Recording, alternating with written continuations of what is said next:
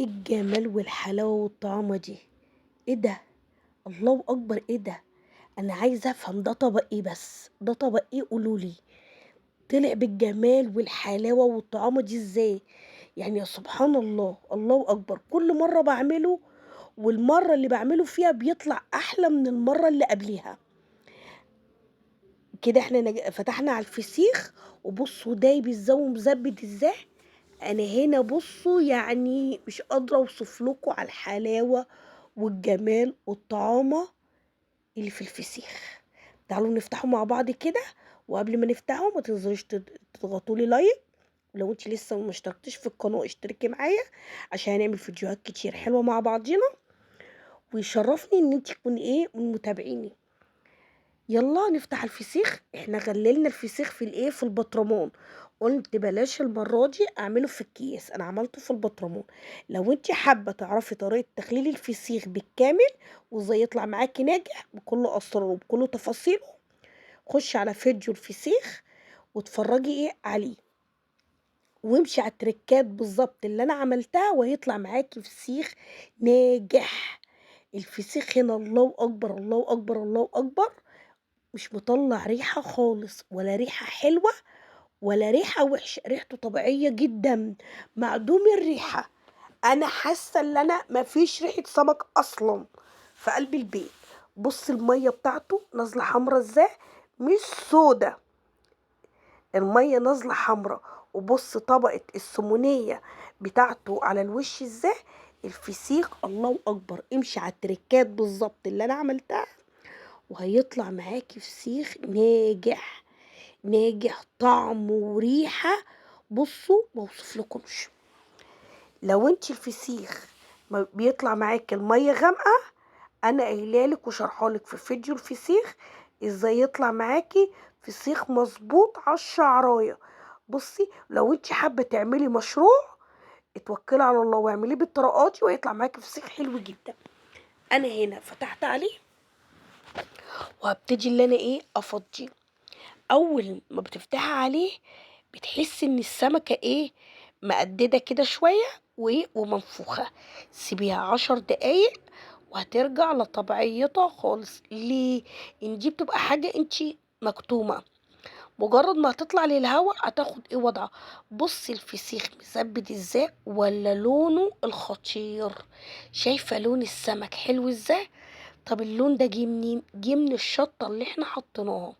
احنا ولا خللنا ببابريكا ولا خللنا بكركم ولا بأي حاجة خالص. احنا خللنا بملح وشطة فقط لا خير، وطلع معاكي بالخرافة ديت. بصوا طري ازاي وحلو ازاي وناعم ازاي. لو انتي لسه بقى ما عملتيش الفسيخ لشم النسيم او لعيد الربيع، انزلي كده يا حبيبة قلبي اشتري لك 2 كيلو سمك واعمليهم. بس الشرط يكون السمك بوري. ما تروحيش تجيبي اي سمك تاني، ولو جبتيه دبارة هيطلع معاكي ناشف. وقايلالك كل التفاصيل برضو، ارجعي الفيديو التخليل. تمام. تعالي بصي بقى شكله حلو ازاي. بالله عليكي محتاج صورة سيلفي ولا مش محتاج؟ لا طبعا محتاج. تعالي كده اما اقرب لك الكاميرا عليه. بص الجمال والحلاوة، بص اللون. اكيد الفيديو موضح نفسه، وهقولك ازاي تخليه، وهقولك ازاي برضو تحفظيه عندك من غير ما يغير ولا لون ولا طعم. بصي ايه اللي يخليكي تروحي تجيبي كيلو ب400 جنيه موكوسة؟ انزلي اشتريكي 2 كيلو وخليليهم، انت اللي اوفرلك، واعملي الحاجة في قلب بيتك بايديكي. بصي انا هنا كنت عايزة اقشر القشر بتاعه، قلت لا والله ما انا مش هقشره عشان خاطر آه ما نطورش كده الدنيا حواليا. فقلت لا، انا هفتحه كده على طول. هبتدي قلت افتحه بالسكينه، بعدين قمت جبت المقص، هو دايب اصلا. انا هنا سبته في التخليل قد سبته 20 يوم. تمام. 20 يوم. ليه؟ ان انا بحبه حادق شويه، ما بحبهوش دلع. لو انتوا بتحبوه دلع او ملح لو دلع 10 ايام، لو ملحه مظبوط 15 يوم، لو عايزاه حادق عدّي بعد ال20 يوم، يطلع معاكِ ملحه مضبوط حادق، تمام؟ هنا الملوحة بتاعة الفسيخ مش في الملح خالص، ملوحة الفسيخ في في عدد الأيام اللي أنتِ بتسيبيها، الملح ما لهوش علاقة، تمام؟ اللي ليه علاقة عدد الأيام. جبت هنا منديل وابتديت إن أنا أنضّف البطن بتاعته طالعة نضيفة جدًا.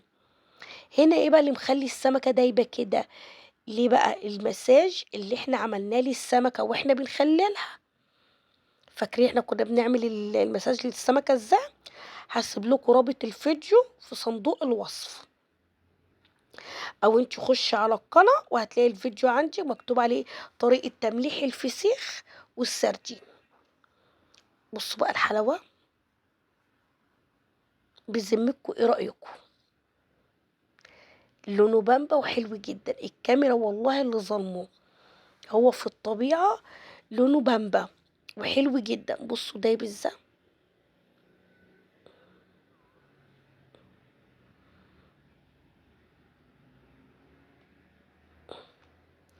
هابتدي اللي أنا أجيب معلقة وأكحّته كده أو أسحبها كده كلّها عليّا مرّة واحدة، هيطلع لي الشريحة كلّها مرّة واحدة.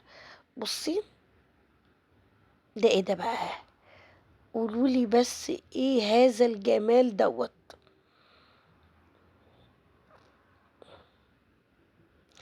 الكلام عدّى وفات.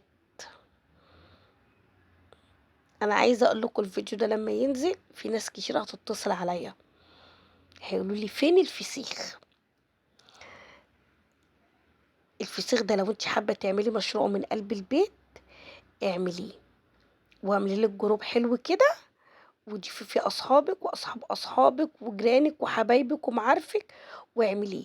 أنا كنت عاملة الفسيخ ده كنت عاملاه مشروع، تمام، وكان الحمد لله كنت باكسب منه، وكنت يعني بُصّوا اللهم بارك يعني ما أقولكوش. بُصّوا الشوكة، لو أنتِ من عشاق الفسيخ بقى هتعرفي يعني إيه الشوكة، بس أنا السنة دي ما عملتش أوردرات خالص لظروف خاصة. بُصّوا، إيه الحلاوة دي بقى، إيه الحلاوة دي بقى!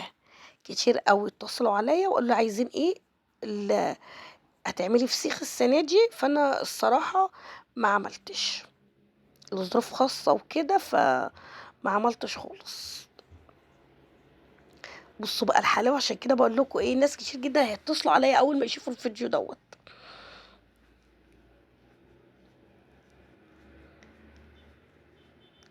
بُصّوا بقى الحلاوة، أنا قُلت أفتح 2 كده عشان بالمرّة آكلهم وبالمرّة أورّيكم برضه إن الفسيخ مزبِّت إزاي، كُلّه واخد تسوية واحدة.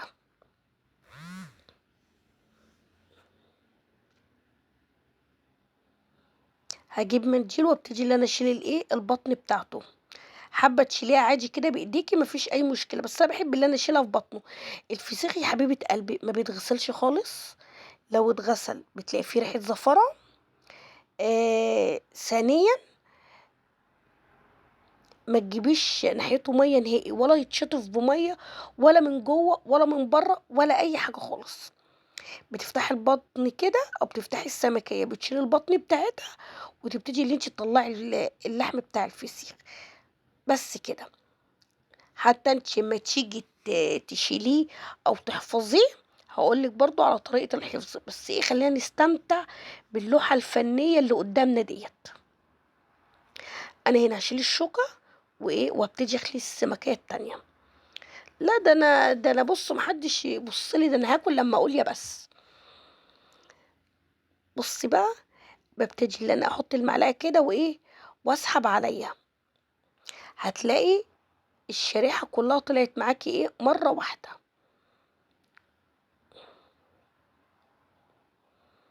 قولوا لي إيه الجمال دوّة، إيه الجمال ده!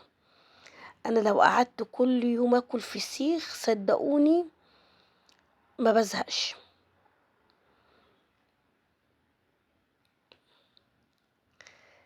ابتدي اللي انخل النص التاني واحطه برضو ايه في الطبق. زعلت قوي ان انا للاسف ما كانش عندي ليمون، كان عندي ليمون متخزن، بس انا قلت لا خلاص بقى، خلينا ايه نعدي الليله بقى، نعدي الليله. انا عايزه اقول لكم، انا جوزي دخل عليا وانا بعمل الفسيخ دوت بصوره، قال لي: إيه ده فسيخ ليه ومش ليه ومش عارف ايه والكلام ده، لا لا لا لا ريحته يا ماما، والكلام دوت اللي هو الكلام الانف ده اللي ملوش ريحه 30 لازمه. استنى اقول لكم الاول، هنا بقى عشان احفظ الفسيخ لازم اعمل ايه؟ احطه كده في اكياس، ولا شطفته ولا اي حاجه، اوعي تشطفيه عشان ما يزفرش منك. وهبتدي انا احطه في اكياس كده واقفل عليه كويس واطلع منه الهواء، واحطه في اكياس تانية وهشيله فين يا حبايب قلبي؟ في الفريزر. هي كده كده راس السمكه ما فيهاش ملح، ان الملح كله داب. تمام.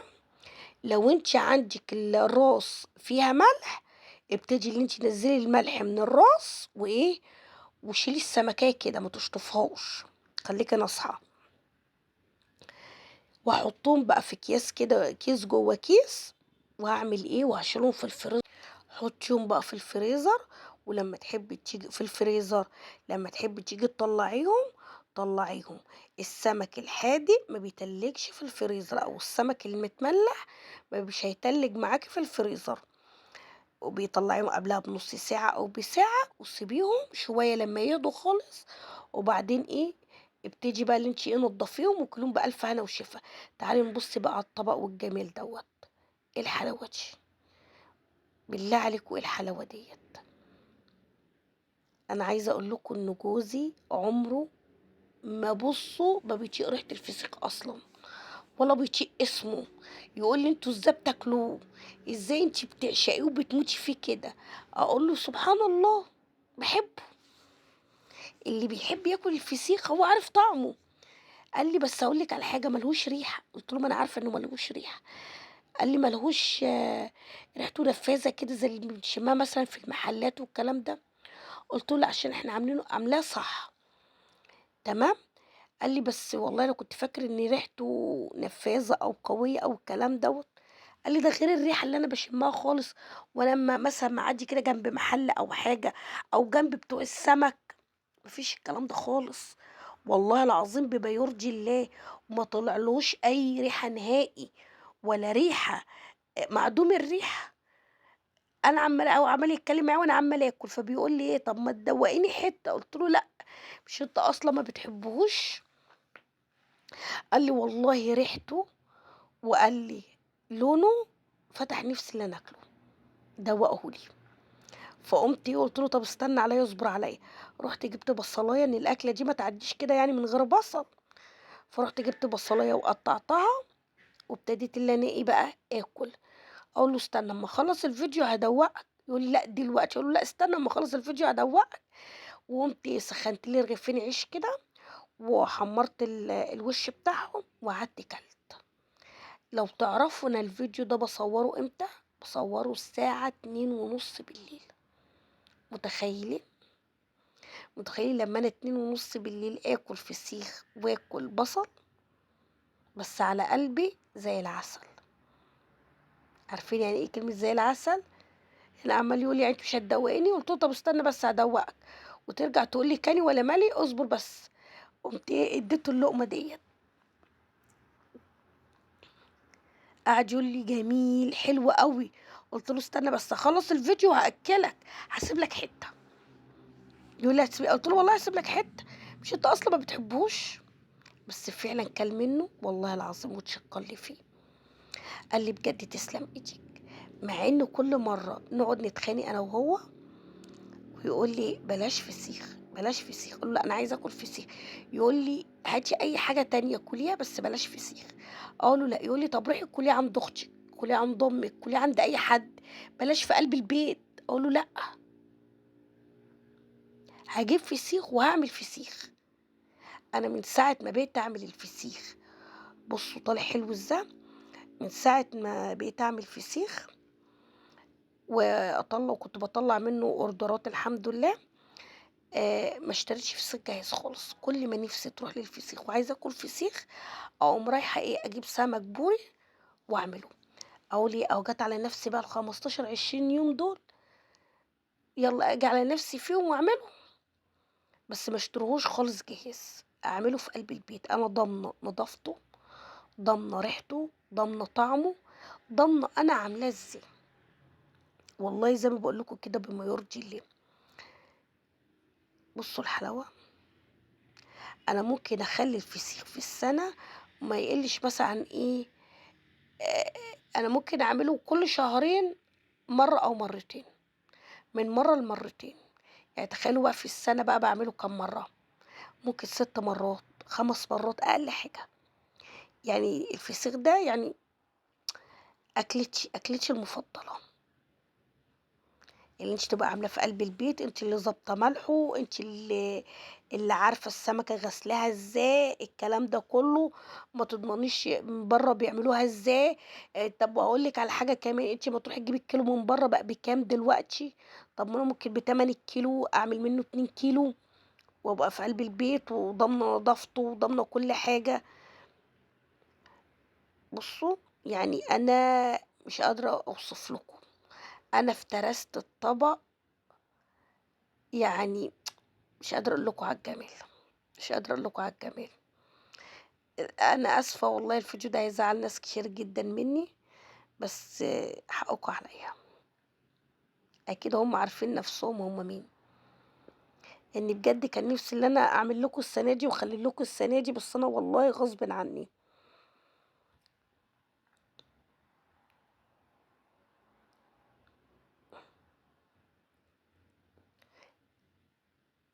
بُصّوا، أنا باحب يعني أمّا آكل الفسيخ هو إيه، زيت وليمون أو زيت بس.